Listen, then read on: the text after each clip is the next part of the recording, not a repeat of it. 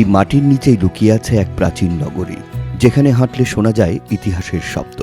2000 বছরেরও বেশি পুরনো বাংলার প্রাচীন রাজধানী মহাস্থানগড়। খ্রিস্টপূর্ব 3য় শতকে মৌর্য যুগের সময় থেকে এই জনপদের উত্থান।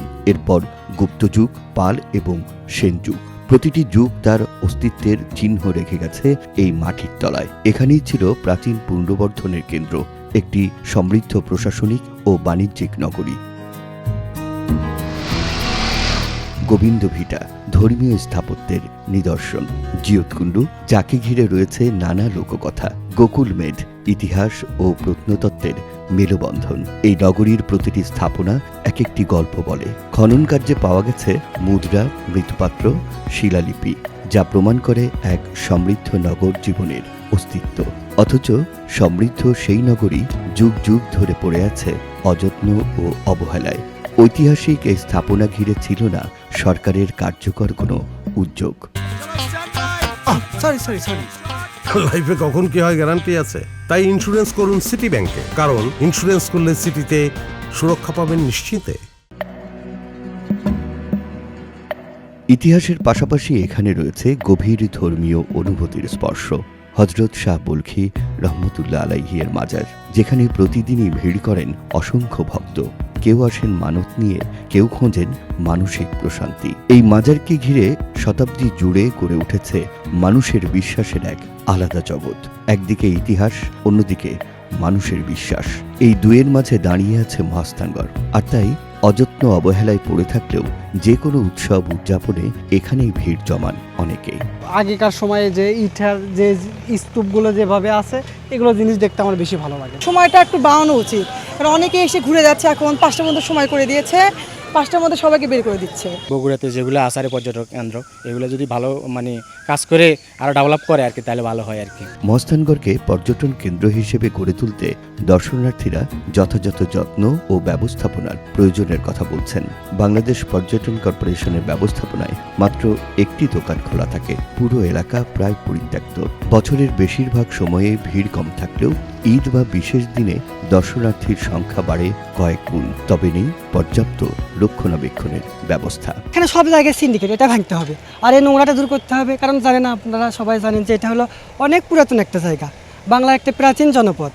সেটাকে সংরক্ষণের জন্য সরকারের অবশ্যই কোনো কিছু করা দরকার, যাতে মানুষ দেখতে পারে সেভাবে জিনিসগুলো সাজানো গোছানো করার দরকার আর কি।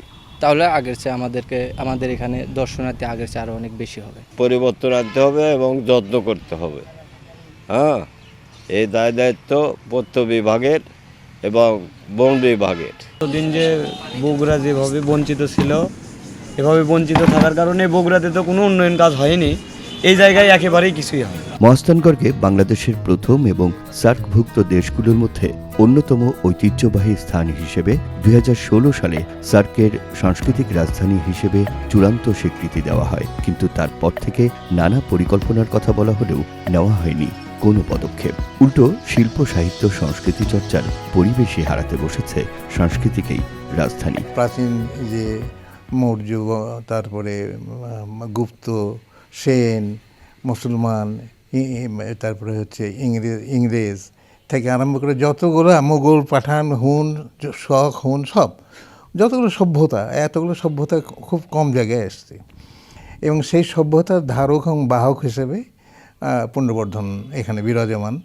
তো পুনর্বর্ধন এর আগে হঠাৎ করে আমরা একবার শুনলাম যে পুনর্বর্ধন একটা রাজধানী হচ্ছে, রাজধানী, সাংস্কৃতিক রাজধানী হচ্ছে, এটা সরকার করবে। কিন্তু পরবর্তীকালে এটা এখান থেকে কেন যে হলো না আমরা জানি না। আমরা প্রস্তুতিও নিয়েছিলাম যে এখানে একটা হলে চমৎকার একটা জিনিস হবে, এখানে বহু লোক আনাগোনা হবে। পুনর্বর্ধন যদি সত্যিকার অর্থে সেইরকমভাবে তার উন্নতি, শ্রীবৃদ্ধি এগুলো যদি ঘটে, তাহলে কিন্তু এরা বগুড়ার জন্য না, গোটা বাংলাদেশের জন্য একটা উৎকৃষ্ট পন্থা হবে।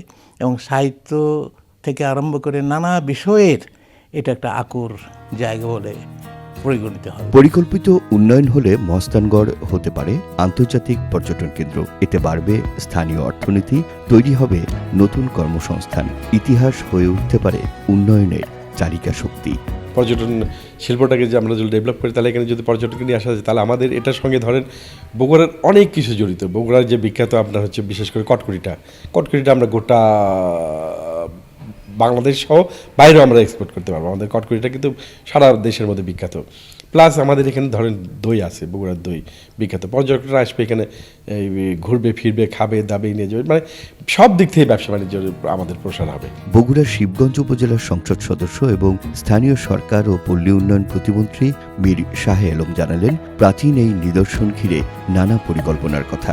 আমরা যদি ভাসুবিহার মহাস্থান ঐতিহাসিক মাজার এবং বেহুলার বাসরঘর, এই তিনটাকে নেটওয়ার্ক করে আমরা যদি কেবল কার যদি করতে পারি, কেবল কারের নেটওয়ার্কে যদি নিয়ে আসি, তাহলে দেশি এবং বিদেশি পর্যটকেরা তাহলে কিন্তু 30 মিনিটের মধ্যে এই 10 কিলোমিটারের 3টি 2200 বছরের পুরাতন ঐতিহাসিক স্থানগুলো তারা পরিদর্শন করতে পারবে।